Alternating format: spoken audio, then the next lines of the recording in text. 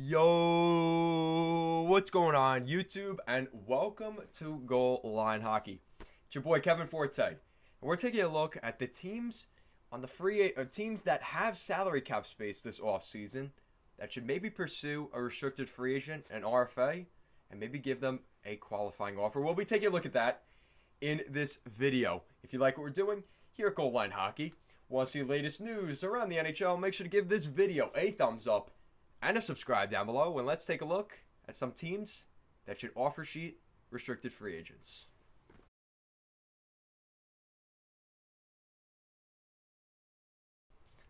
Alright, so before we get too far into this video, I want to give a quick plug to our Instagram and Twitter handles at goalline_hockey, as well as a quick plug to our Patreon, which is as low as $5 a month, up to $20 a month. We do a weekly podcast every Thursday, as well as other exclusive content on there. Make sure to check that out if you want to support what we're doing here at Goal Line Hockey. Start things off. Happy Halloween, everybody. Hope you are having a great day and have a safe one as well. A weird year for 2020, and Halloween and every other holiday will probably be a little bit different this year, but I hope you are enjoying it and eating some of that candy. Make sure to sit back, grab some candy, Snickers bar, Hershey bar, whatever, while we take a look at some of these teams that could use a offer sheet on a restricted free agent. So we're going to start things up in New Jersey. Fitting, right? Because it's Halloween, the devil, you get all that. The New Jersey Devils. The New Jersey Devils have over $17 million in cap space this offseason left. They have the most cap space of any team in the NHL right now. And you've got a new general manager in town, Tom Fitzgerald, and they could use a big move. Now you look at what they've got in their system. They're one of those teams where a lot of you guys out there want to see the young guys. You want to see Nick Merkley come in. Maybe see Brett Seney get thrown to the American Hockey League. I don't really like that, but I could understand why you feel that way. Jesper Boqvist looks like a promising prospect. Pavel Zacha continuing to develop. Andreas Janssen, who they picked up from the Maple Leafs. Miles Wood, can he continue to develop? Michael McLeod, do you want me to name more guys? So and I didn't even mention Merkley on the lineup here for the Devs. So those are the guys that we really need to see improvement from. They add Dmitry Kulikov, which a lot of you mentioned. I didn't talk about in my Devils video last time, but that's because they didn't sign him yet. So I will mention him here. They do add Dmitry Kulikov. There you go, Devils fans. But they have a lot of other pieces as well. I mean, you look at who they added with Corey Crawford, Mackenzie Blackwood. That's a pretty good goaltending tandem. So it makes you wonder, where could they use another piece to the lineup? Now, honestly, I like what they have with their forward group. It's not a super talented group, but they have a lot of young rookies that are ready to step in. Now, nothing against Connor Carrick or Dmitry Kulikov. A lot of you are arguing whether Carrick should be in there or another name should be in there, and you could go back and forth on that. It really, at the end of the day, it doesn't really matter that much. But looking at where the Devils are at, you've got the defense, you've got Butcher, Severson, Ryan Murray, who they added, another addition they made, obviously PK Subban. And then you look at the depth they have at defense, you've got Ty Smith. That's one that you guys were mentioning. Ty Smith, I think he could jump into the lineup this year. The Devils are going to take their time with him, though, so I wouldn't expect anything crazy yet. You've got guys like Josh Jacobs, who we saw at points last year, David Quenneville, Kevin Ball, who they picked up in the Taylor Hall trade. So those are the kind of guys you have to really watch for. Riley Walsh, a right shot defenseman who they picked up in the third round back in 2017. So these are the kind of guys you have to keep an eye on for the Devils in terms of their defense, but I would like to see them pick up another defenseman. Now, you've got plenty of restricted free agent defenseman options, and we're going to take a look at some of them here. So, let's take a look at position defense. Now, this is all according to Cap Friendly, so I want to give a quick plug to them for helping us out today. Now, let's take a look. All right, so the top defenseman available is from the New York Islanders, so they'd be taking away the prized gem on the blue line that Lou Lamoriello has in Ryan Pulock. Do I think the Devils go that high on a guy like Ryan Pulock? I don't think so, but they have the cap space. They have $17 million. They could definitely get something done. His current contract was at $2.65. I believe he will get anywhere between $5 and $6 million on his next deal. And I think it just seems to make sense. He would be a good fit there for the Devils. The problem is you've got Will Butcher and PK Subban. If you can't move out PK Subban, because we've heard in the past they have tried to move out Subban. If you moved out Subban and brought in Ryan Pulock, it makes sense. You obviously try and go and offer sheet Pulock. But because of their situation with Subban right now, I don't think that will be happening. But as an upgrade, let's say you pull out Kulikov and Carrick on that third pair. You've got 2 open spots. So I think on the left side, you put in Ty Smith, the young rookie, which a lot of you were mentioning. And I think that's a good move. I think you bring in Ty Smith, let him play in the NHL. And then another defenseman, which I kind of like a little bit, is Mackenzie Weegar. Now, he can play right shot. He shoots right shot, but he can play left shot as well as a defenseman. He is a former Ontario native, and Weegar is one of those guys, if you've heard of Mackenzie Weegar, he's been with the Florida Panthers for a couple of seasons, and he is a interesting defenseman in terms of, well, he's a grit defenseman. He's one of those guys that, I mean, you look at his penalty minutes, my goodness, 32 penalty minutes, 64 games, he had 64 penalty minutes. That just shows you what kind of player he is. And I'm not saying that in a bad way. I respect a player like that. His first season in the NHL, he put up no points, but he had those 4 penalty minutes, so that's good. 8 points, 15 points, and 18 points. So he's been able to put up points, but again, he's more of a grit defenseman. He's 6 foot, 200 pounds. He has that like lion mentality, and you definitely see that with him. The Ottawa native. This is a guy that the New Jersey Devils he would fit well in their group.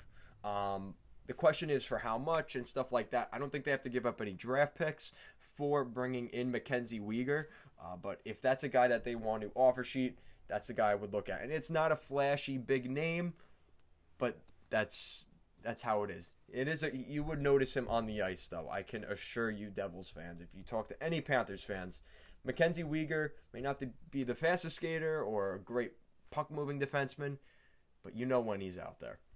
Now we're going to take a look at another team, the Columbus Blue Jackets, as Jarmo Kekalainen has been looking to add some star power to that team since Artemi Panarin, Sergei Bobrovsky, Ryan Dzingel, all those guys left a couple of years back, and Matt Duchene. All right, that's enough. I'll leave you guys alone now in Columbus. $12 million in cap space. They need a top 6 forward or a top 4 defenseman, right? Because you look at their defensive pairings, and it's improved. I like what the Blue Jackets have continued to do, but you look at their top 6, specifically on the left side. You have Texier, Dubois, and Bjorkstrand on the top line. Then Gustav Nyquist, Max Domi, and Cam Atkinson. Now, there's a couple of issues here. One, Texier is a solid player. I actually like him on that top line. But even if you moved him down to the second line, I think it would be better suited there. Gustav Nyquist, as much as I love the guy, he is not a top 6 forward in the NHL at this point. And the big problem on the right side with Cam Atkinson is his recent injury history. He missed a lot of last season with injuries. So as long as he's fully recovered and ready to go, I don't think it will be that big of a deal. But then that's another guy, if Atkinson's out of the lineup, that's another guy that you lose. And nothing against guys like Boone Jenner and Nick Foligno, but I don't know how comfortable I feel with them in the top 6 for the Blue Jackets at this point. So I think they could use a top 6 forward. On defense, one of the best defensive pairings, the top defensive pairings in the NHL, Zach Werenski and Seth Jones.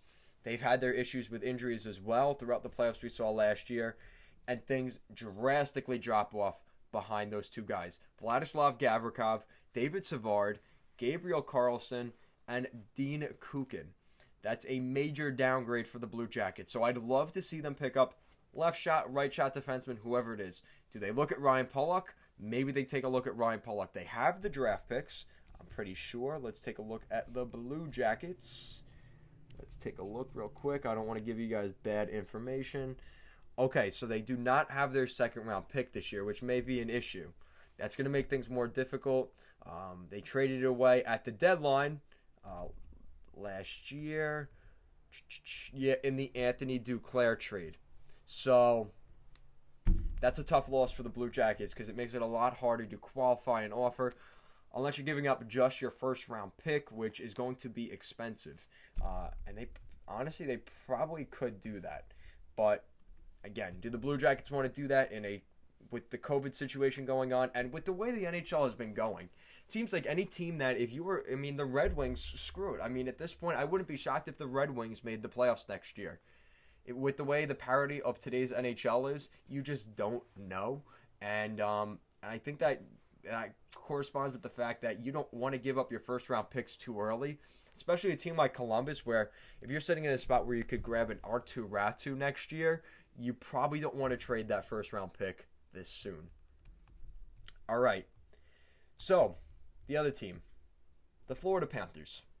Now, we talked about the Florida Panthers a couple months back when they played the New York Islanders in their play-in round series, the round robin, and how badly they needed to have a run.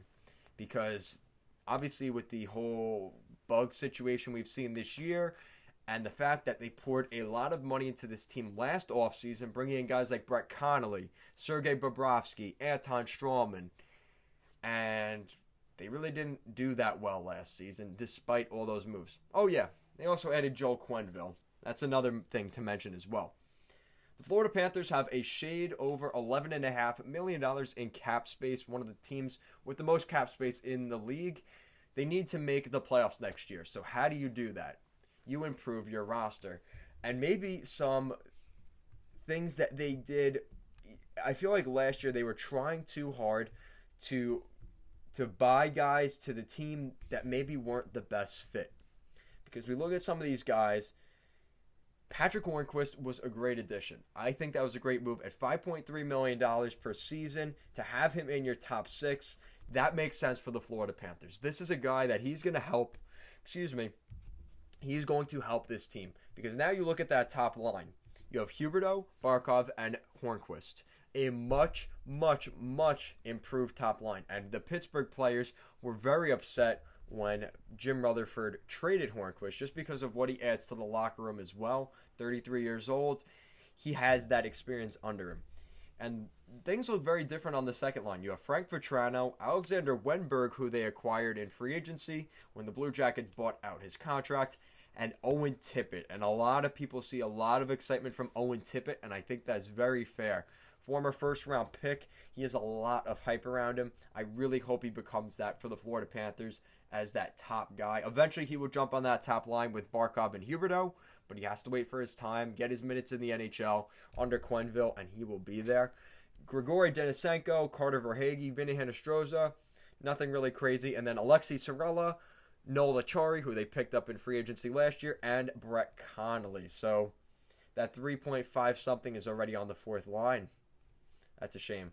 But then you look at their defense, which really, really, really could use Ryan Pulock. I feel like I brought his name up for all three of these teams, but any team could use a defenseman, a right shot, top pair defenseman.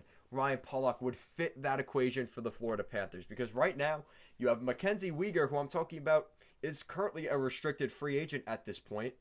Aaron Ekblad. Now imagine a Aaron Ekblad, Ryan Pulock top pair.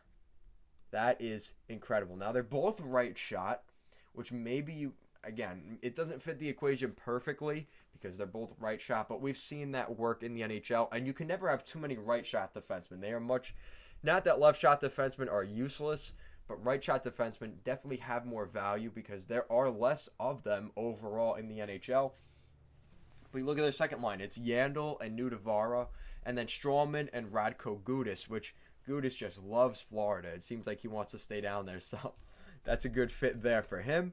Goaltending, Bobrovsky and Chris Drager, or Drager, whatever you want to call him. They could use another top six forward. I think that's really what you're looking at. Ryan Pulock would be a nice fit, but even if they took a look at like a Ryan Strome of the New York Rangers, I think Ryan Strome would be an interesting name. He's one of those guys that I think could really help you out. I mean, you could say a Pierre-Luc Dubois, but I don't think they're going to have the cap space for that. Even a Jesper Bratt in Jersey or Rupe Hintz in Dallas. Those would be nice pickups for this team. If you really want to go big, even take a look at Tampa, where you've got Mikhail Sergachev, left shot defenseman, have him play along your guy in Aaron Ekblad. That's a pretty lethal pair, and the fact you'd be taking him away from Tampa would definitely make things quite interesting in the Sunshine State. Now, looking at the Florida Panthers, this is the deal breaker. How many draft picks do they have? Perfect. They have their first, second, third, and fourth round picks through the next 3 seasons, so it makes it where they can make that move if they would like. Now, if you look at their pipeline, you've got some guys up front. Alexei Heponiemi, Grigory Denisenko, Sarah Noel, Owen Tippett. We talked about all those guys. And then defense, it dries up quite a bit. You've got Max Gilden, Chase Prisky, nothing, Brady Keeper, Tommy Cross. Nothing really comes to mind. So, Mikhail Sergachev, how interesting would that be? Mikhail Sergachev going to the Panthers. Let me know your opinions on that in the comment section down below. Panthers fans as well as Lightning fans. I'm sure you Lightning fans aren't going to like that too much. But yeah, so that's it for this video. Guys, I mentioned the Columbus Blue Jackets, the New Jersey Devils, and the Florida Panthers as 3 teams that can maybe go in an offer sheet this offseason for a restricted free agent. Which teams do you think should go for a restricted free agent this offseason? Who is desperate enough to make that move? Let me know in the comment section down below. And if you like what we're doing here at Goal Line Hockey and want to see the latest news around the NHL, make sure to give this video a thumbs up and a subscribe down below.